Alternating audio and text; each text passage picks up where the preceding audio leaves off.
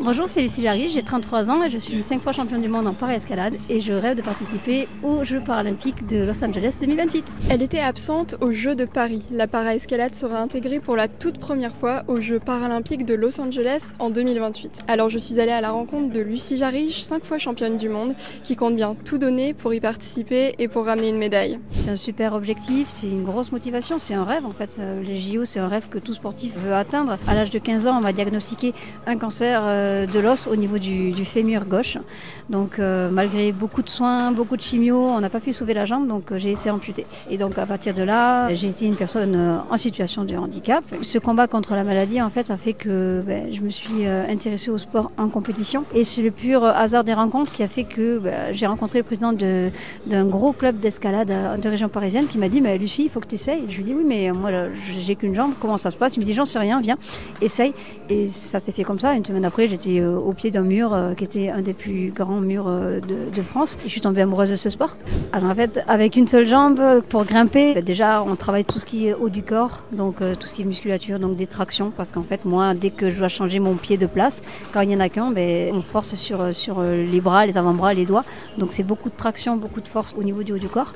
Et puis après, on développe tout ce qui est souplesse. J'ai développé tout un tas de mouvements, notamment de mouvements de bassin qui n'appartiennent qu'à moi et que les valides n'ont pas besoin de faire et ne font pas d'ailleurs. Mais voilà, c'est beaucoup d'adaptation. Moi, je crois que j'ai mis 2-3 ans avant de comprendre et de connaître mon corps et savoir qu'est-ce qui était possible de faire, qu'est-ce qui n'est pas possible de faire. J'avais calculé à une période, je m'entraînais tout sport confondu, donc c'est-à-dire l'escalade, la muscu, le gainage et parce que j'adore ça, il y a le vélo, il y a la natation, il y a la course à pied. Tout ça combiné, ça faisait 24 heures d'entraînement par semaine. Alors les Jeux de Paris, c'est vrai qu'en fait c'est assez frustrant de voir une discipline valide et pas son équivalent en para.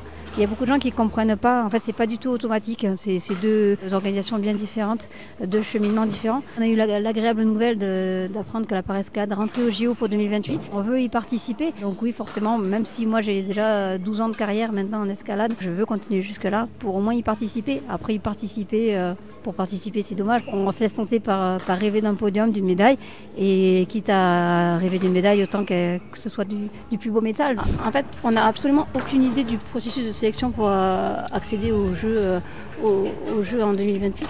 Là, pour l'instant, on est dans l'attente de savoir le format de l'épreuve. Est-ce que c'est que l'escalade que je pratique là sur un mur avec une corde, donc la discipline de la difficulté? Est-ce que ça peut être du bloc aussi, donc des murs plus petits sans corde, avec des enchaînements de mouvements très explosifs, ou alors en vitesse? Donc on ne sait pas. On ne sait pas non plus le nombre de catégories qui sera présente. On ne sait pas le nombre de médailles qu'il y aura. On est dans l'attente la plus totale. On est content parce qu'on est paralympique, mais on n'en sait pas plus pour l'instant. Donc il va falloir attendre une petite année ou peut-être 2 ans maximum avant que tout ça se décante. Le petit mot de la fin, faites du sport c'est bien, mais faites de l'escalade c'est mieux.